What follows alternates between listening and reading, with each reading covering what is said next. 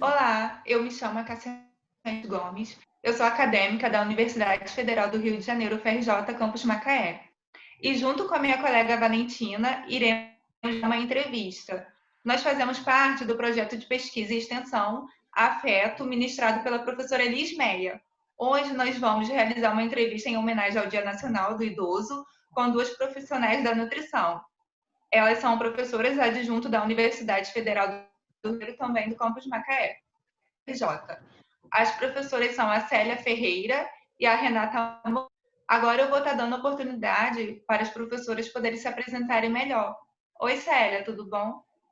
Oi, Cassiane, obrigada pelo convite, obrigada Valentina também, obrigada a toda a equipe do Grupo Afeto pela oportunidade de estar aqui junto com a Renata, uma profissional de referência na área, para que a gente possa conversar um pouquinho sobre essa temática tão importante, né? Então, como a Cassiane me apresentou, eu sou professora do curso de nutrição, eu trabalho há bastante tempo nessa área da gerontologia, da nutrição no envelhecimento. Eu coordeno um grupo de pesquisa também lá no curso, pesquisa e extensão, é o GPNUT, pesquisa, extensão, nutrição e envelhecimento, e vai ser um prazer aqui abordar vários assuntos na área do idoso. Obrigada. Professora Renata, pode se apresentar. Boa tarde a todas, Cassiane, Valentina, Célia, muito bom, né? Estarmos aqui juntas para falarmos um pouquinho sobre essa data, né, de comemoração. Assim, na verdade, é uma data de sensibilização para a causa, né, do Dia Internacional do Idoso.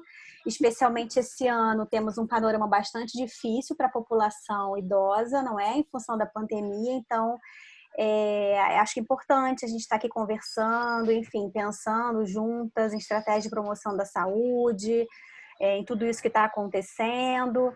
Parabenizo o Projeto Afeto, né, do qual somos parceiras, né, tanto eu quanto Célia, e também sou professora do curso de nutrição da UFRJ Macaé. Também coordeno um projeto, né, de pesquisa e extensão, que é o Envelhecimento, Nutrição e Promoção da Saúde, e vai ser muito bom estarmos aqui conversando, trocando essas ideias, esse bate-papo, para que a gente amplie aí essa discussão sobre envelhecimento, nutrição, especialmente no Dia Internacional do Idoso, né, dia 1º de outubro.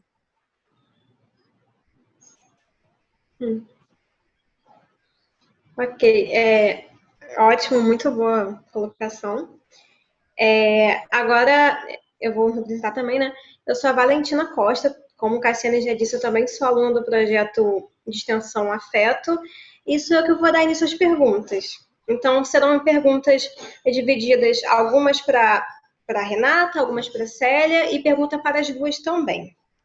Tá bom? Vamos lá. Renata, tá conseguindo, gente, tá conseguindo me ouvir aí? Sim, pode falar. Ah, tá, porque deu uma travadinha. Internet assim mesmo, né? Uhum.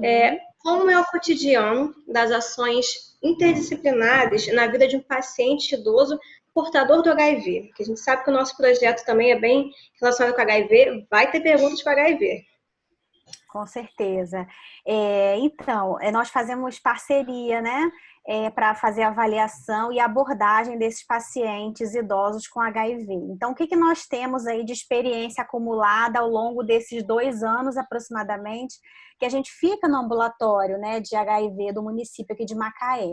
Então, na verdade, esse cotidiano é um cotidiano que divide ações de avaliação desses idosos HIV e ações de intervenção, né, para esses idosos HIV, tá?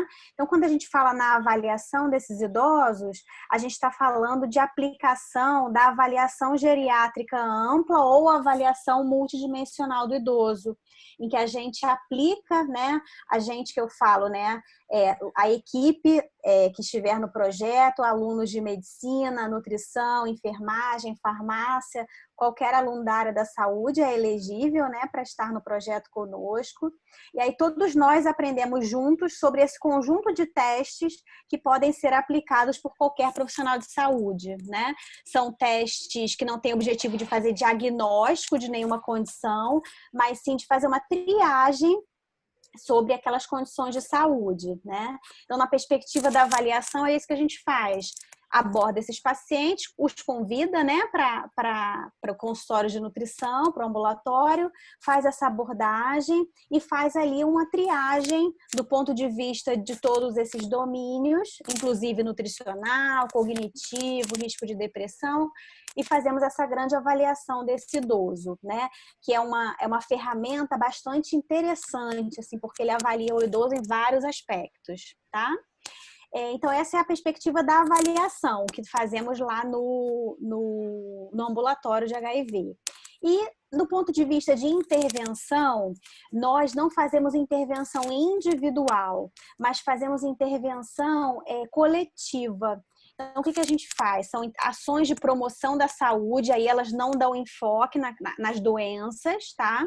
São ações de promoção da saúde ali naquele espaço físico que nós temos no ambulatório do HIV, né? Então, aproveitamos ali o conjunto de pessoas reunidas para trazer assuntos sobre promoção da saúde. Então, ao invés de a gente falar sobre alimentação para o HIV, a gente fala da alimentação de uma forma geral, na perspectiva da promoção da saúde, que também vai estar sendo importante para, né, o HIV.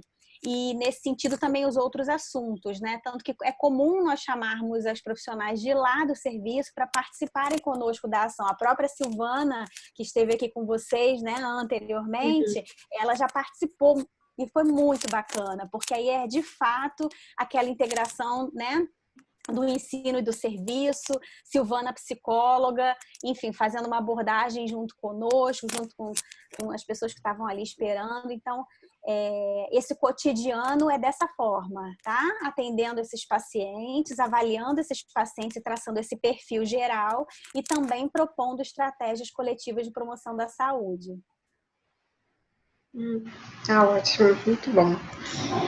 A segunda pergunta também vai ser para você, Renata, e é o seguinte: como é a questão da aderência dos pacientes idosos em relação ao tratamento do HIV e as outras ISTs no momento que eles são diagnosticados?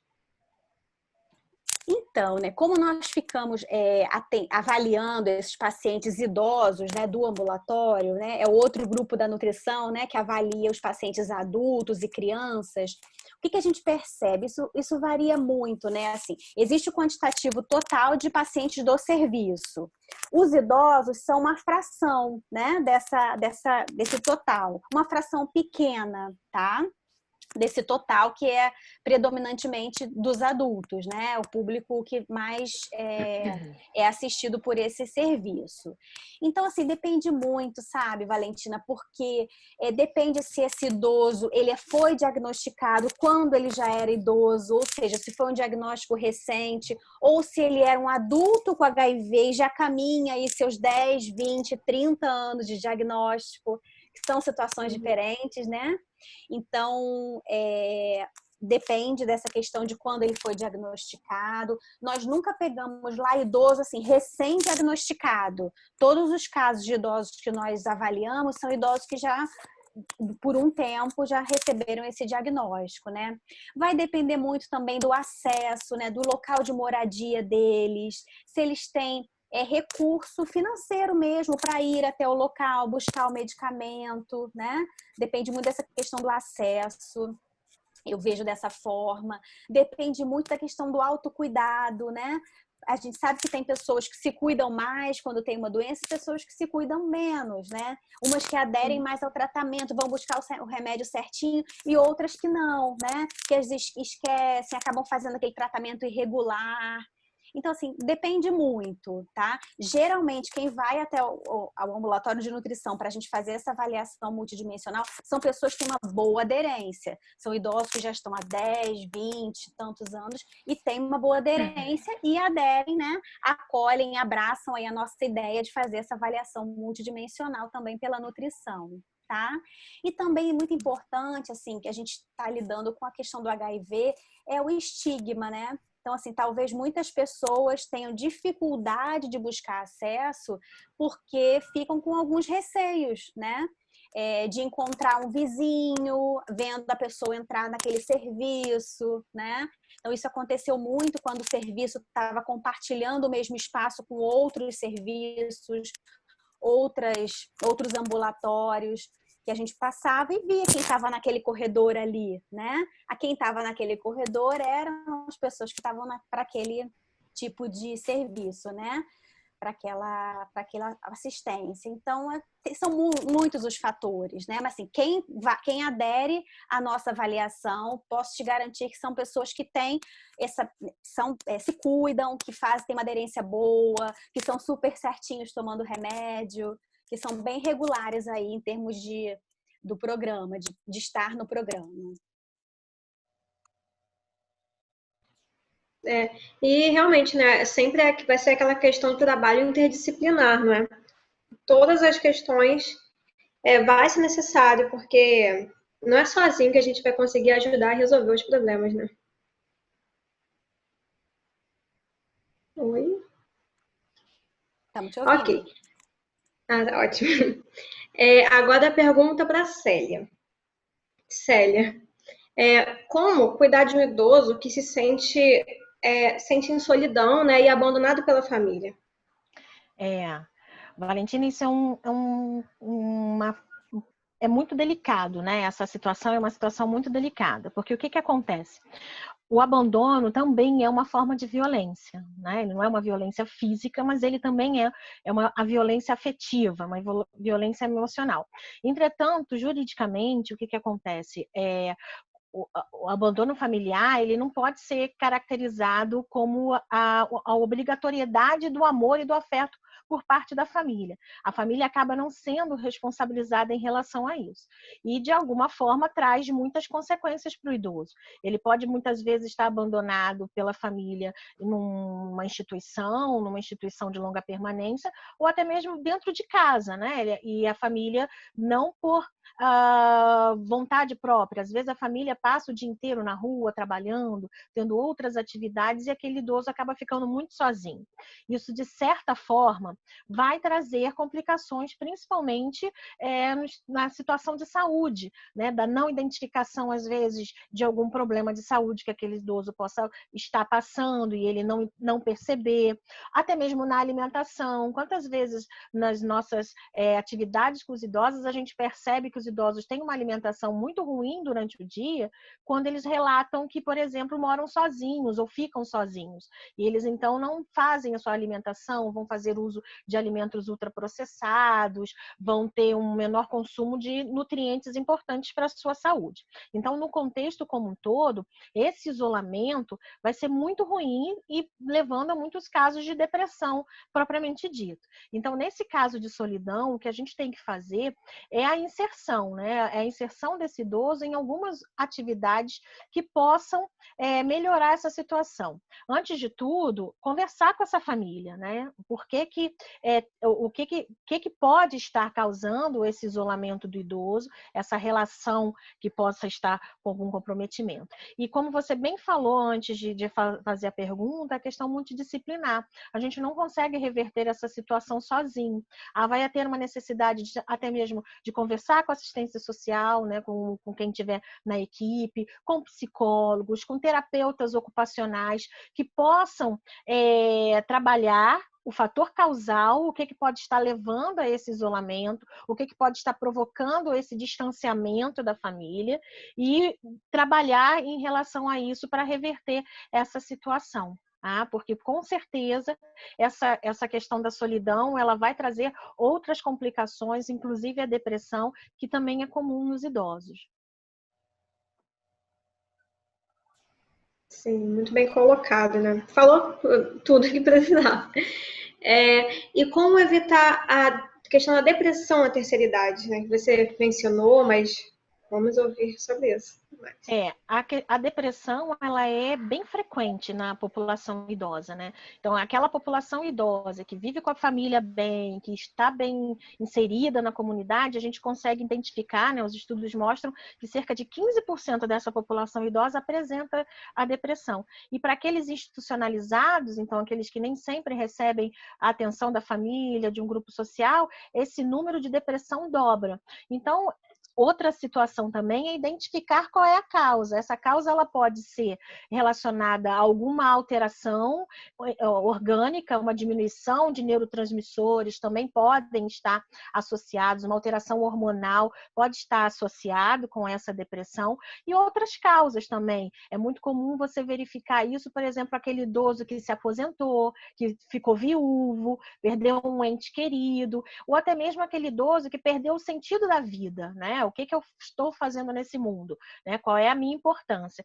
Renata falou muito bem nesse período de pandemia que a gente está vivendo agora, que trouxe muitas complicações para os idosos, e uma das maiores complicações que a gente percebeu é a questão do preconceito contra o idoso, né? A questão dele ser o maior fator de risco, então dele ser a questão problemática de sobrecarga dos serviços de saúde, de sobrecarga de problemas de saúde de um modo geral. Então, isso acaba trazendo uma alteração emocional muito grande e levar à depressão, né?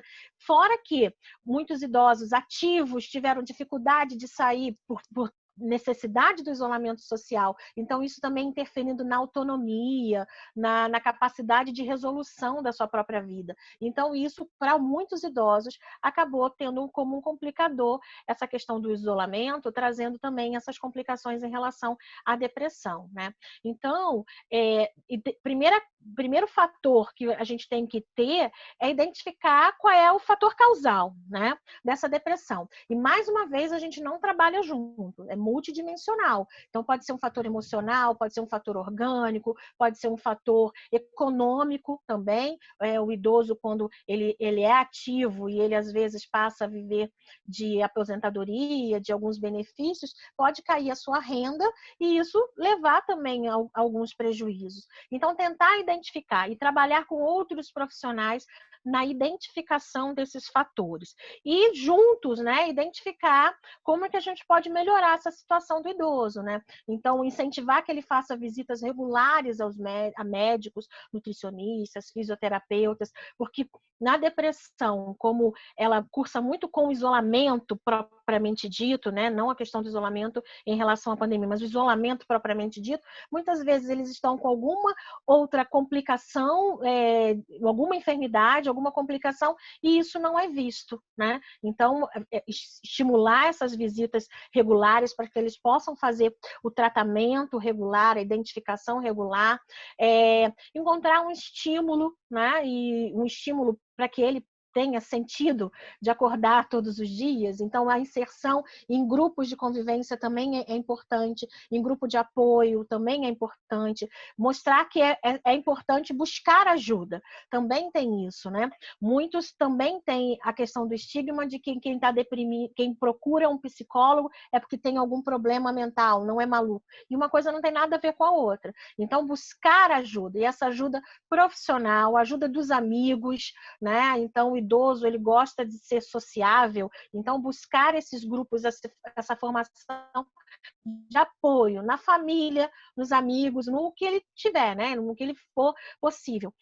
Estimular também a prática de uma atividade física, isso também é importante, não só pela socialização, também pela questão orgânica, né? A produção desses hormônios que vão trazer o bem-estar, isso também é importante, sempre com a supervisão de um educador físico, para que possa verificar qual é a intensidade, qual é o tipo de exercício que vai ser mais adequado. Estimular também a questão da espiritualidade, né? Que ele busque esse sentido na vida através da espiritualidade. Muitos idosos acabam tendo uma relação maior nesse período da vida, e isso também traz algum sentido para que ele possa melhorar, não ficar nesse isolamento também. A própria aceitação das limitações, né, da doença.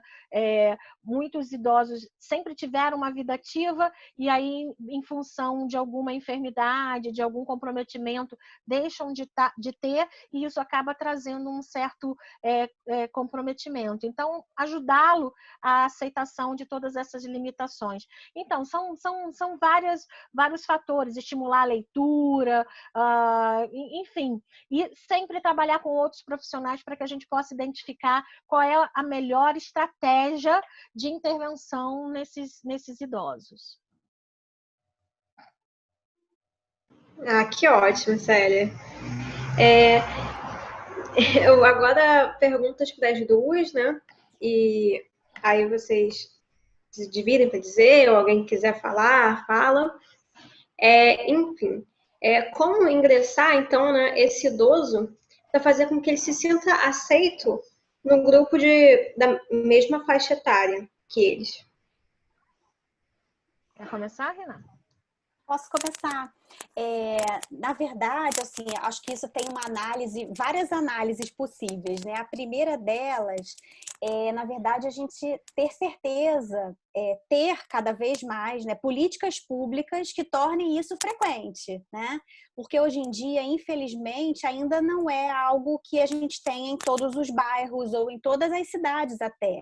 Modalidades de assistência, serviços, né, centros de convivência, grupos de convivência que envolvam idosos. Já está bem mais frequente do que antigamente, mas ainda não é tão frequente assim, né? Então, assim, se a gente tivesse políticas públicas que garantissem esse maior acesso, a possibilidade, o número maior de idosos ingressando nesses grupos, isso acho que faria, né, seria muito mais fácil, tornaria mais natural, né, um idoso participar de um grupo de convivência. Tem a questão do idoso, do gênero, né? Então, homens e mulheres, né? Assim, a gente sabe que a população idosa é predominantemente feminina, as mulheres aderem mais a esses grupos de convivência, né? Já estão mais acostumadas, enfim, a trocar experiências de uma forma coletiva. Então, para os homens, a gente observa que isso é mais difícil, né, do que para as mulheres. E, além de tudo, assim, eu acho que individualmente falando, dando direito a essas pessoas de participarem desses grupos, eu acho que é tentar buscar coisas que façam sentido para essa pessoa, né? Então não adianta você querer, no meu bairro só tem grupo de artesanato. Mas a pessoa às vezes não gosta de fazer artesanato. Como é que você vai convencê-la de ir? Às vezes ela poderia até a pé, né, da casa dela, mas aquilo não faz sentido para ela, porque talvez ela nunca tenha feito artesanato, né? A mesma coisa, um baile da terceira idade, como era chamado assim antigamente, né? Assim que esses bailes começaram. De repente era um idoso, uma idosa que nunca dançou. Então, para ele não faz sentido aquele tipo de atividade, né? Então, de fato, assim, se a gente quiser incentivar um idoso, seja da família, seja um vizinho, seja um amigo, seja um paciente, né? Daqui a pouco vocês vão ser profissionais, vocês podem também estar ajudando aí nesse incentivo à promoção da saúde, a gente buscar aquilo que faça sentido para o idoso, para inseri-lo, né, encaminhá-lo, enfim, dar a ideia de algum lugar, buscar ajuda, né, de outros profissionais que saibam onde ficam esses grupos de convivência, que fazem determinados tipos de atividades, né, que façam sentido para ele.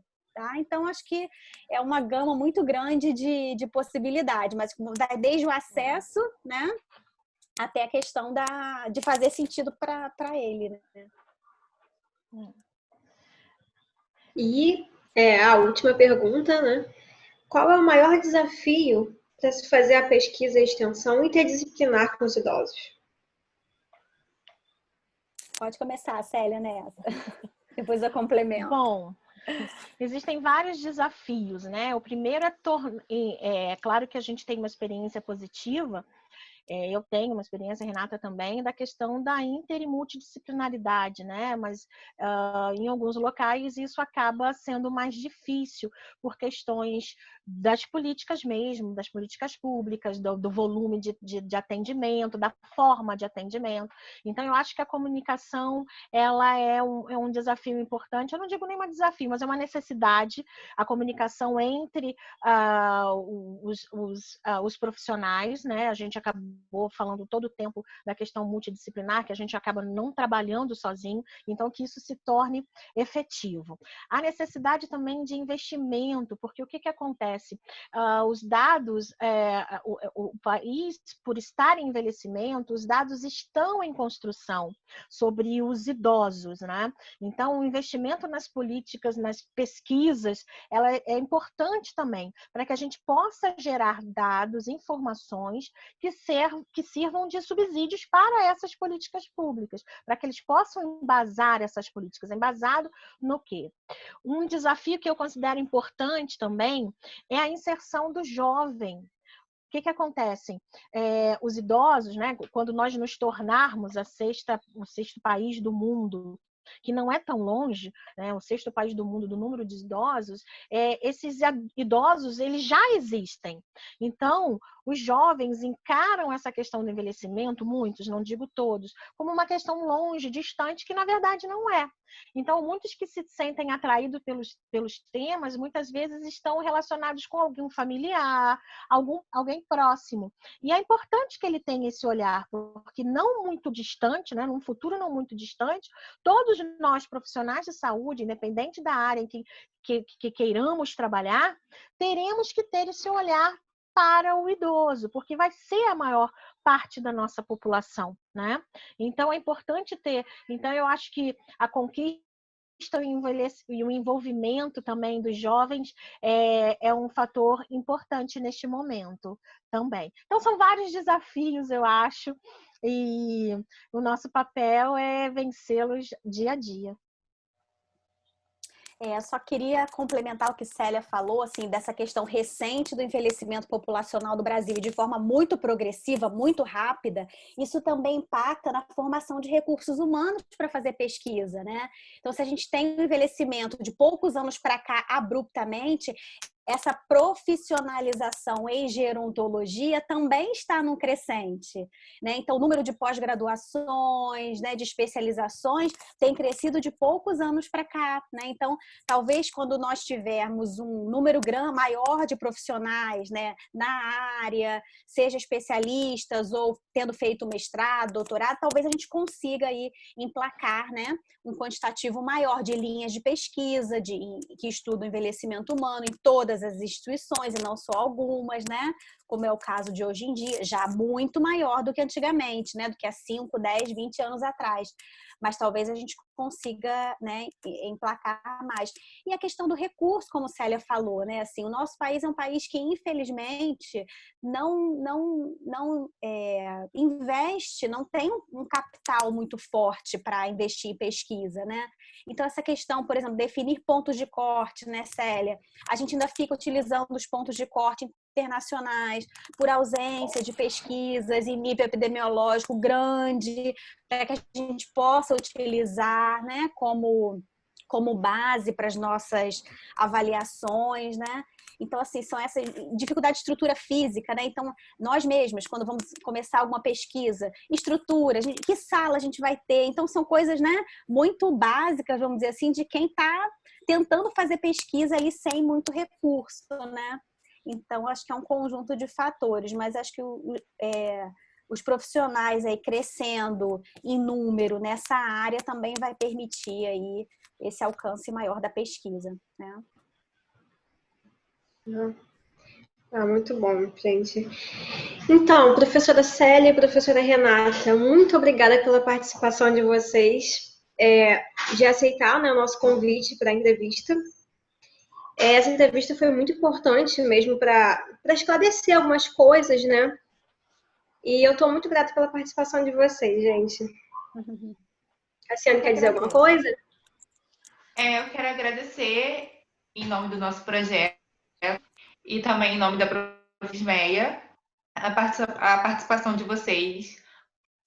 Foram muito válidas, né? Válidas essas perguntas e com essas respostas, que muita gente às vezes nem tem um conhecimento sobre isso, né? Então a gente vai estar ajudando as pessoas a terem essas informações. E eu quero agradecer por vocês terem aceitado o nosso convite. Obrigada. Nós agradecemos, né? Eu agradeço pela oportunidade. Nosso papel, né, de divulgação do saber, divulgação do que esses projetos têm feito durante todo esse processo, durante todo esse tempo. Então, eu só tenho que agradecer pelo convite e a oportunidade de estar aqui conversando um pouquinho com vocês. Eu também. Agradeço a Liz Meia, agradeço a vocês duas, agradeço a Célia. Foi ótimo.